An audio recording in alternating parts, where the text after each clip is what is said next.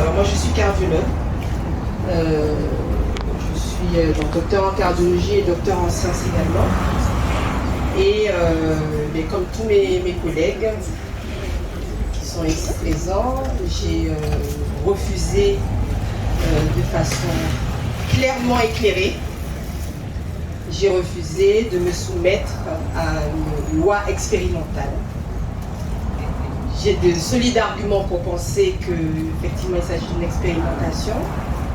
Et donc, à partir du moment où c'est une expérimentation, on a le droit de dire non, de ne pas participer.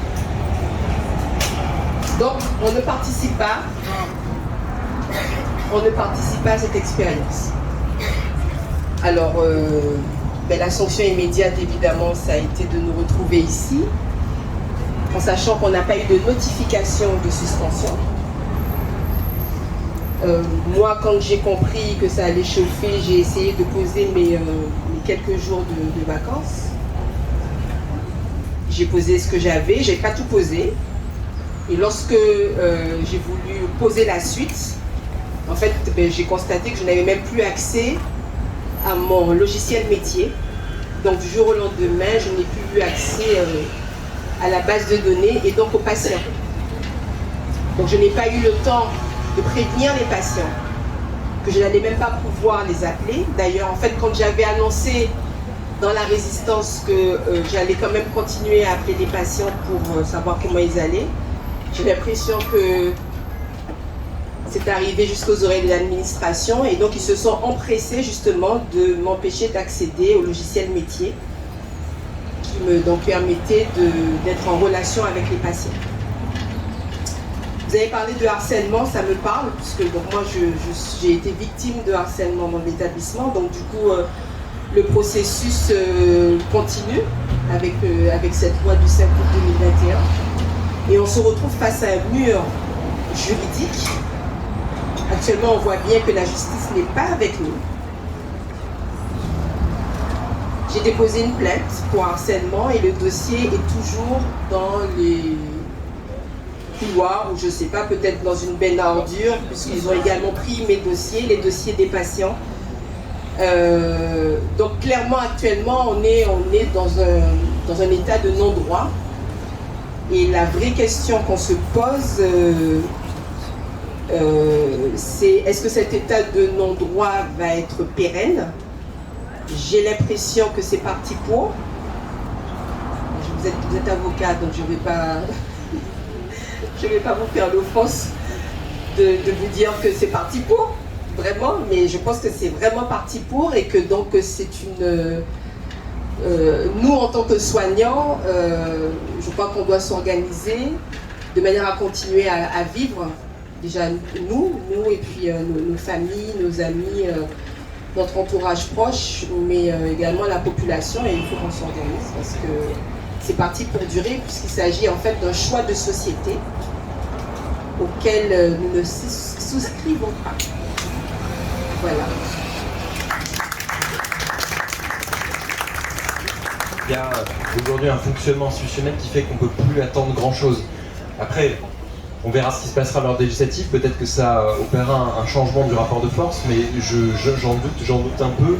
On sort quand même de 5 années qui ont été extrêmement compliquées. Je pense qu'on re-rentre dans 5 années qui seront encore plus compliquées et qui vont exacerber les crises qui étaient déjà à l'œuvre ces dernières années, aussi parce qu'il va y avoir une accélération du calendrier par Emmanuel Macron et par ses équipes. C'est pour ça que je rejoins aussi ce qu'a dit Christelle, bravo pour votre engagement. Vraiment pour nous c'est assez émouvant, je veux dire, parce qu'après on est dans une situation différente, on sait aussi les contreparties que ça demande pour vous, financières, personnelles, privées, et je veux dire, on vit nous dans un confort qui fait que nous ne nous posons pas. Je veux dire, ce choix, en tout cas, on n'est pas dans une même situation, donc on est vraiment conscient. C'est pour ça que gardez vraiment à l'esprit qu'on reste, on avait pris cette expression une fois, on est une boîte à outils pour vous aussi. N'hésitez pas, même sur le site de nos cabinets, à nous envoyer vos témoignages pour qu'on puisse regrouper des choses, pour qu'on puisse entreprendre aussi des recours collectifs et qu'on puisse avoir le maximum d'éléments pour faire en sorte de précisément aussi permettre un plaidoyer auprès des institutions, un plaidoyer auprès des juridictions, en mêlant l'ensemble des situations dans lesquelles vous vous trouvez. Alors, c'est revendiquons le droit à la désobéissance. Revendiquons le droit à la désobéissance. Donc, on est en plein dans le sujet.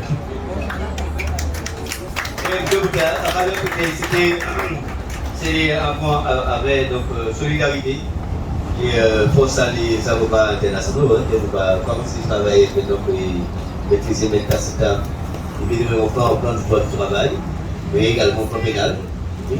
Donc, c'est important ça de comprendre que nous mis un engagement pour l'immédiat, la réintégration, le paiement des salaires, le harcèlement, toutes les procédures que nous engagées. Le gouvernement sont un engagement qui est longtemps plus loin, c'est des engagements au droit européen, droit de l'homme carré. Donc, nous avons tout nous dit, réintégration, indemnisation, et bien le travail, et les droits des malades, les droits des patients, les droits humains fondamentalement. Donc, c'est tous les dossiers individuels réclamés. Peut-être la nature avait dit qu'il y a fait des retours personnels, c'est une question particulière de criminalité. Encore une fois, excusez-moi Christian parce qu'il a mis une obligation à la et mettre tacita. Aussi, une organisation difficile, si je voulais savoir ça pourquoi. Merci au pays au cabinet Bourdon et associé. Donc, pour essayer ici, c'est dernier, donc ça va carrément là. Exactement, alors il y a notre cabinet Bourdon et associé, et puis notre consoeur, donc Christelle Mazar, MA2ZA. Donc n'hésitez pas à nous envoyer vos messages. Okay.